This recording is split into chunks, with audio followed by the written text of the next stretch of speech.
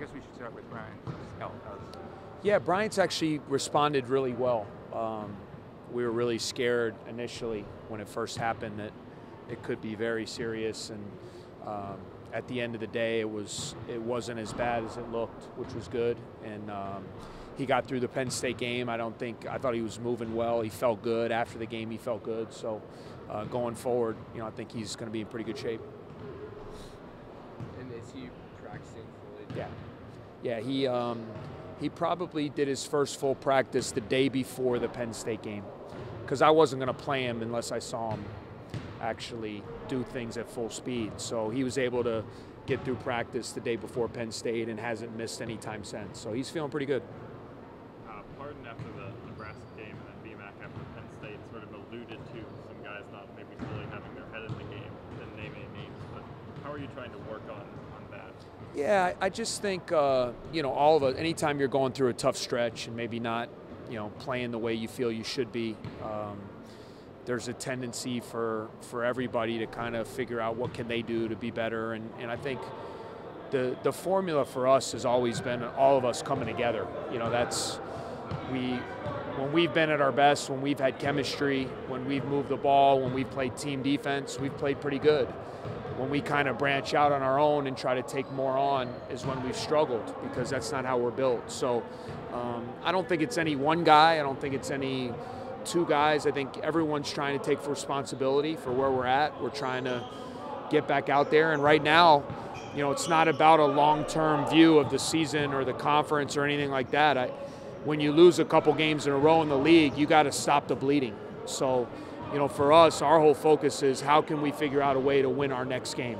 And since Penn State, that's been our whole focus, and our guys have had pretty good attitudes about it. Some guys are trying to do too much. I think at times, but I think it's human nature. I'm not blaming them. I just think, all of the guys want to win.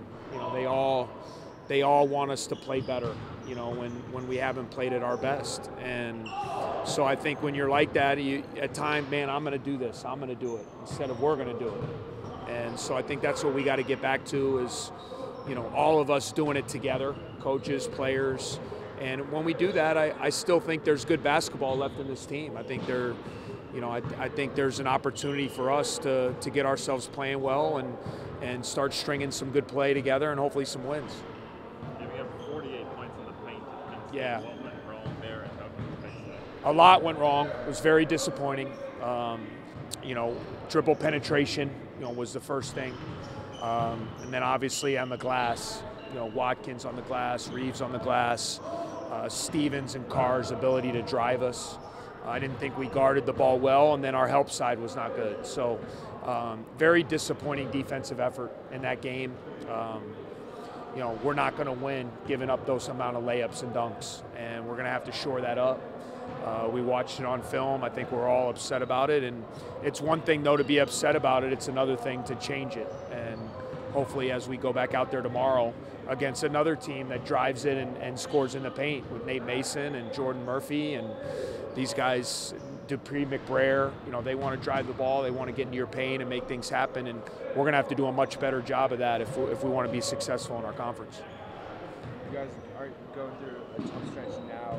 Is the mentality kind of similar to what it was around the Texas Tech games like that? Just kind of... I'm not sure. I think that the Texas Tech game was kind of a real kind of wake-up call for us. I think that really we kind of got really pounded to the mat on that one. I think with this, it's more just frustration. I think it's more disappointment, and then which are fine emotions to have, but then you got to change it. You got to go out there. We have to play with tremendous spirit. We have to play with great passion. We need everybody. We're not going to do it with only a couple guys. We need our main guys to play well. We need our bench guys to come in, give us great minutes, play with energy, and it's the only way it's going to turn around. So, I think everyone's frustrated. I think everyone's disappointed, hopefully a little angry, and I think we're excited. We've had a couple spirited practices. I don't know what that's going to mean when it comes to tomorrow night. You hope it carries over, but since Friday night, I've been encouraged with the way our guys have responded in our practice sessions. You didn't have many disappointing losses last year, but the home loss to Minnesota might have been one of them. What did Yeah. you learn from Well, I actually thought in that game we fought really hard, and it was tough. We had to change a lot of our offensive scheme going into the game because we didn't have Bryant, and so much of what we do is him in pick and rolls or him setting guys up, and so we had to change some of the things, play through Derek more, play through Vic and Scotty more, which I think affected our offense. I mean, I thought for 32 minutes our defense was really good. 25 points in the first half. I think they had like 40 points with 8 minutes to go in the game. And then there was one play, there was a 4-point play in the game where Anton Gill came off, hit a 3 and got fouled, and we were down by 1. And from that play on, I felt kind of all of our emotion, all of our fight kind of just were deflated. And then conversely, I thought Nebraska gained a lot of energy from that. And so the lesson to be learned there is like you can't let one possession, you can't let one play kind of dictate the way the rest of the game is going to go. And those last 8 minutes of that game were very disappointing because that game was right there for us, even though we didn't play good offense. I thought our defense was really good, our fight was really good, and we kind of just, the last 8 minutes, we caved in a little bit, which was the disappointing part of that game. This is essentially the same team as last year. What does it not have that the team last year had? Well, I think maybe the people are the same, but one thing I've always learned being with Coach K all the years is even if the names remain the same, every team is different because some guys, look, attitudes change for the good, for the bad, games change, roles change a little bit. So even though we only lost Tap and Sanjay, we added Gaines, we added Falzone, we got guys who are at different points of their career, and so I think it's hard to say that they're the same team because they're just not. And the one thing about last year's team was they were just so connected in every sense of the word. We knew we needed each other. We played for one another. They were so unselfish. They were connected on the defensive end, and that's a formula for this program. And I still think we have great attitudes. I think guys want to win, but the teams are different, and we got to figure out with this team how can we figure out how to win and not keep drawing back to last year because it is a new group. Not having an alpha. How does that hinder you in this kind of stuff? Yeah, I mean, I think it's positive in a lot of ways when you have kind of a group, but when you don't have that one guy that kind of takes everybody by the shirt and says, listen, we're going to do it this way, that can, when times are tough, that's where that shows out. And so, one of the things, I try to be that for the guys, and But a coach ain't as effective as peer pressure. True. And that's where I'm relying on those older guys, and I have been. I mean, those guys know. I mean, with Bryant and Scotty and Gavin and Vic, all 4 of those guys have been in the program 4 years. And I'm counting on those guys to step up and set a tone that will carry over to the rest of the team. But none of them's a Leighton. None of them's what? A Leighton. Oh, none. No, you know what I mean? There's only one Leitner. Okay. But he got Hurley's ass. Yeah, right. And drag Hurley along. Yeah, right. No, and I think that's something, we don't have that one dominant leader. We don't. And, which a lot of teams don't. And we have to find a way with collective leadership to get to that point, maybe that a team that does have that dominant leader that can get everybody in line. That connectedness, is that something you think is just kind of there from the start of the offseason, or are there specific things you can do to develop that trust line? I think a little bit of both. I think, I've talked about it ad nauseum. I mean, I don't think any of us approached the offseason last year the way we should have.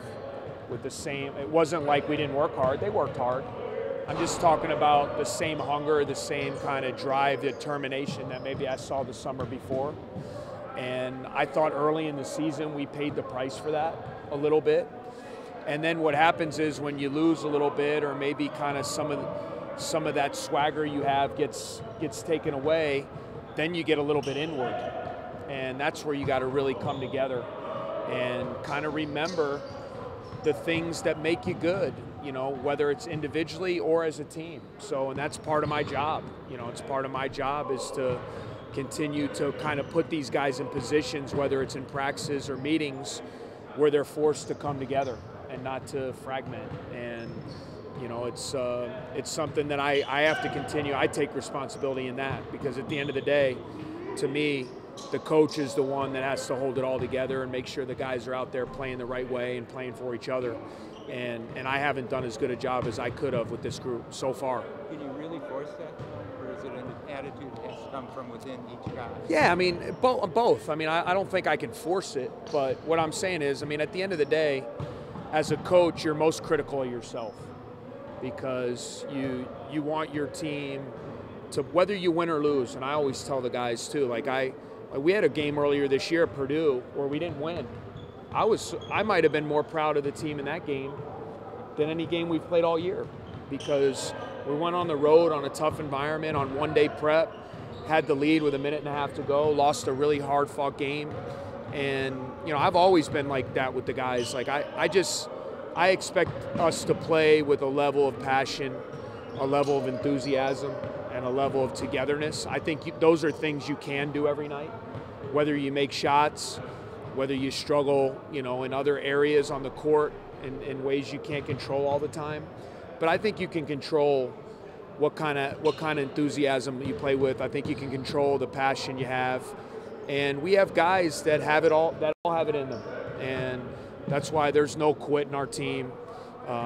But there is hopefully a high level of urgency, because we're at a stage now where, you know, extended losing streaks, and I've talked about it for years, extended losing streaks in leagues kill you. You know, and you know, I remember though last year we had a stretch, I think we lost 5 out of 7, you know, in the conference after Scotty got sick. So, but that being said, we won 6 in a row earlier. So when you're bleeding a little bit, when you're struggling to figure out how to win, you got to stop the bleeding. And with these last 2 losses, especially dropping a game at home, it puts even more urgency on a game like tomorrow for our guys to come out and figure out a way to win. But Minnesota mismatching them at a fortunate time. Yeah, I mean, I still think they got a lot, but you know, it's always, you always feel bad. I mean, I feel bad that they don't have those guys. I mean, Richard's a good friend of mine. You know, he's built such a good team there, and you know, just to not have a couple of his key guys, you feel for them. Just the same way I know Tim Miles felt bad for me when I mean, he didn't feel bad that they won, but he felt bad that, you know, a kid like Bryant didn't get a chance to play in a game like that. So, you know, I think our guys have to be careful and realize, like, look, they still got Nate Mason, they still got Jordan Murphy, they still got Dupree McBrayer, they got other guys that have done really good things for them. But there's no question they're a different team without Lynch and Coffey, and you know, hopefully we can try to exploit some of those things with them not having those guys. All right, guys. Good seeing you guys.